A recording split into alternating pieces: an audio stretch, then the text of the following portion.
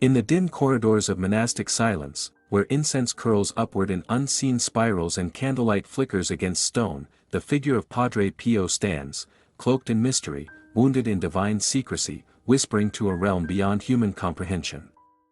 A Capuchin friar of austere devotion and mystical depth, Padre Pio bore the marks of the stigmata, claimed visions of angels and demons, and radiated a charisma that defied reason.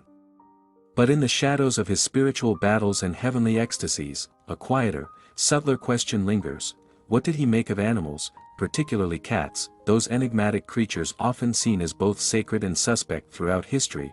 To speak of Padre Pio and cats is not to cite a catalogue of explicit teachings. For the saint was never known to deliver homilies on feline theology. And yet, his life, letters, and the testimonies of those who knew him hint at a broader spiritual vision in which animals, and especially cats, carry a mysterious resonance. In the silence where logic fails and intuition begins, the question must be asked: could Padre Pio, mystic of wounds and wars unseen, have perceived in cats a deeper spiritual role? One must begin with an understanding of his worldview. Padre Pio's daily life was permeated by invisible forces.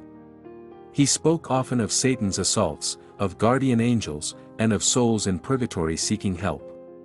In this universe of spiritual traffic, nothing was neutral. Every being, every glance, every silence could be a sign. To those close to him, he often advised vigilance, not only over the motions of the soul, but over what moved around them. His cell, his chapel, his garden were places of intense presence. In such a world, is it so strange to imagine that he noticed the silent gaze of a cat as more than just an accident, a curious anecdote, passed down in whispers among older friars and retreat pilgrims, tells of a dark grey cat that used to linger around the monastery in San Giovanni Rotondo. It was not a pet, and yet it was often seen near the cloister walls, especially in the early hours of the morning. The story goes that Padre Pio once observed the cat from his window and remarked, not idly, but with a trace of sternness, "He does not belong to us." When asked what he meant, he said no more. Some believe it was merely a wild animal. Others whispered that the saint discerned something else, perhaps a disguised presence, an intrusion from the infernal, or even a wandering spirit. In his world, form and essence were never quite the same, but there is another story, one that bends the mystery in a gentler direction.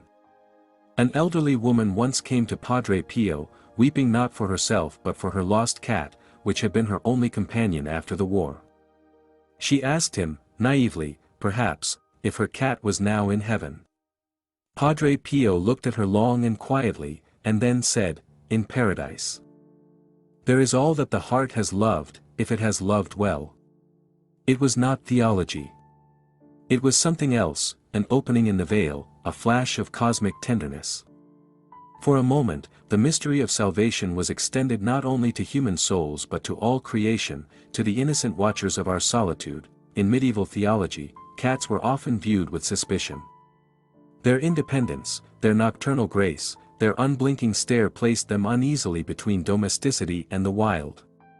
Yet in older Christian symbolism, the cat was sometimes a guardian, of books, of churches, of grain.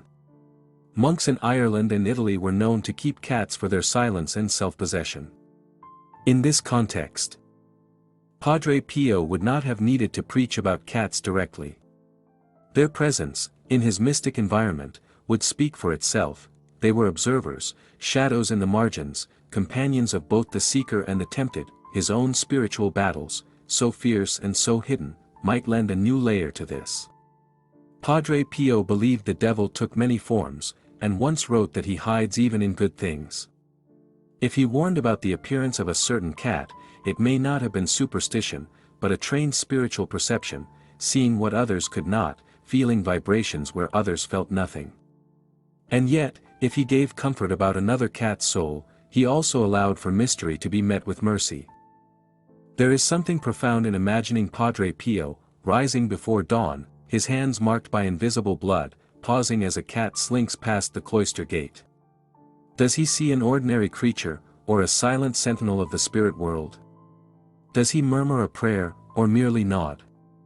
The silence tells us nothing and everything. In the end, the question is not only what Padre Pio said about cats, but what his life, his immense, haunted, luminous life, implies about them. If the universe is a theater of spiritual forces, as he so often described, then cats, those quiet, gliding question marks, may be part of that theater too.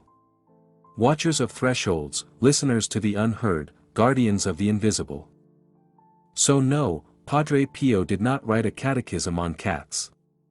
But he lived in a world where even a cat's purring might be a prayer, or a warning, or a bridge between realms. In his silence on the matter, there lies a deeper invitation, to see not less, but more, to listen not to what is said, but to what is not, and perhaps, on some forgotten night, when the stars above San Giovanni Rotondo blinked like the eyes of sleeping beasts, Padre Pio once walked slowly to the window of his cell and saw a cat waiting. And maybe, without words, he understood.